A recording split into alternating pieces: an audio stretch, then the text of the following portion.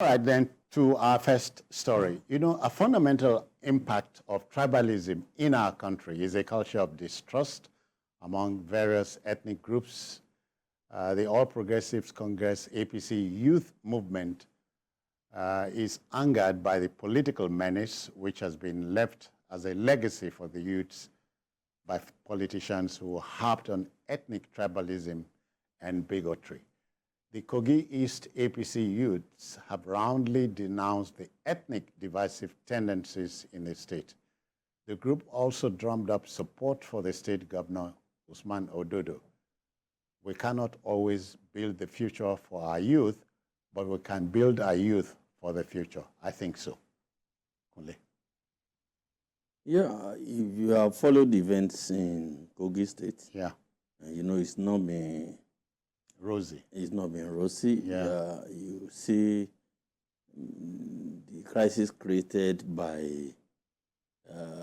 Yaya Bello must face trial, and those who are insisting that due process must be followed, you know, whatever they mean by that, you know, it's generating a lot of ripples in the state. Okay. And, you know, Nigerians, it's always easy to read ethnic, tribal, religious sentiments into all of this. And they say we're a country of conspiracy theories. that I think it's a good way to no, it's a perfect way to describe us. That's who we are. So I think those who can see beyond, you know, these little skeptics are now trying to say, oh, come on, we need to, you know, brotherhood, unity, and all those things.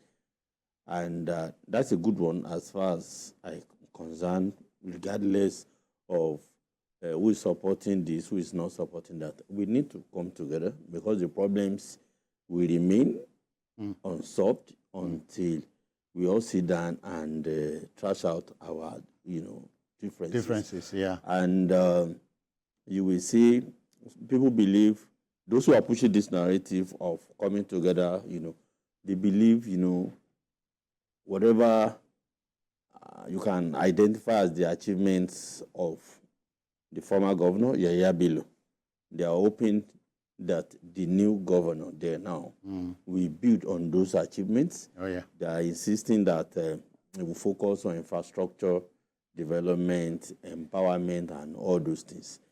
Whether those aspirations will materialize fully or halfway or not at all, you know, this is in the realm of expectations. But you will see the vice president also, you know, talking in that regard too, about Kogi. You know, the vice president, you hear him say that, you know, Nigeria needs to bring Kogi, you know, on board and into the federal mainstream. Of course, I don't know what he meant by that, because Kogi is in the federal mainstream as far as some of us think. It's controlled by the APC, not opposition party. So, but, you know, the vice president, I think in this regard, knows better because it's from the north. Kogi is from the north as well. So, but I think he's talking, you know, from an economic interest point of view. The Ajaokuta, you know, is Nigeria's strategic interest. As long as that, you know, place remains what it is impossible for Nigeria to realize its economic potential fully, because there is no big country like Nigeria that has that kind of national economic asset and allows it to go to waste for almost 40-something years, you know, something that has been built to like 90%.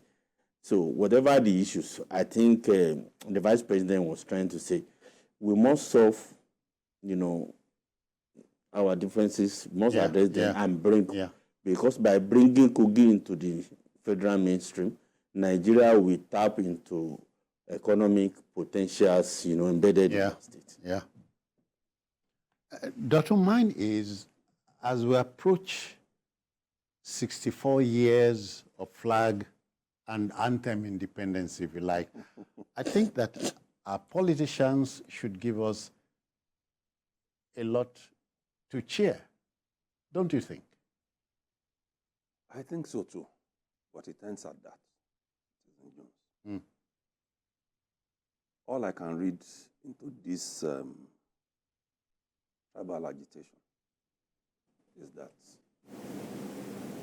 the race for the next governorship election in Kogi State has started, despite the fact that we just had a new man installed. That's the point. Because you are talking raw politics. yeah, it's just politics. Okay. Pure politics. The area of concern to me is we've had an election. Some people are still in court. Can't seem to separate politicking from governance. The 4-year tenure of the president or of any governor is usually seen as all around politicking, not governance. Because if it was all about governance, it is not now that we should be talking about So tribalism. to you, it's too early in the day? It's too early, because what has happened is the past governor, like I've said a couple of times on this program, did his homework well and knew that the only way the All Progressive Congress could remain in power was by retaining the governorship slot in the central zone from where he hails from.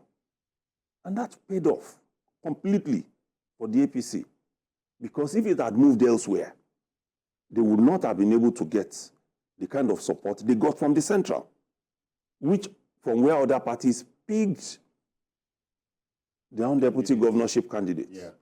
So it was like, we prefer that no matter how big the bottom of our child is, she's still our own. Let's stay in. And that won the election for them. But people are not seeing beyond politicking again.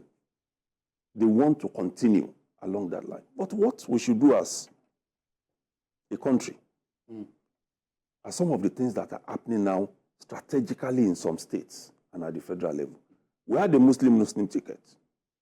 It worked in the last election. The only time we saw it get that kind of massive acceptance was the Abiola Babagana Kingibe ticket. After that, it had always been, you must balance it. Okay. Then we got to the point where you see in some states, once a senatorial district produces the governor, they will say, wait until another one. But in some states, those things have been rubbished because they knew where the voting power resides. Yeah. So some parties that are smart enough, they remain there and they get what they want. So we should get to the point where we're able to understand that Nigerians no longer deserve leaders based on ethnic or tribal affiliation. Yeah. We need people who can deliver, because that's basically what we are doing to ourselves. Yusuf, and what they say in politics is this: the trouble the politician should fear is the one he does not see coming. You understand what I'm saying? Yeah. And that is why the politician always wants to dominate, always wants to predominate the environment. Dominated, that is it. Always want to, determine the direction of the narrative. Always want to frame things in a way that will fetch, that will, do their interest. He mentioned about retaining ticketing. So if it is about just getting the votes, is it about competence or just getting the votes? We need to define what we want in Nigeria. You get what I'm saying? The other time we had presidential election, the APC said, based on competence.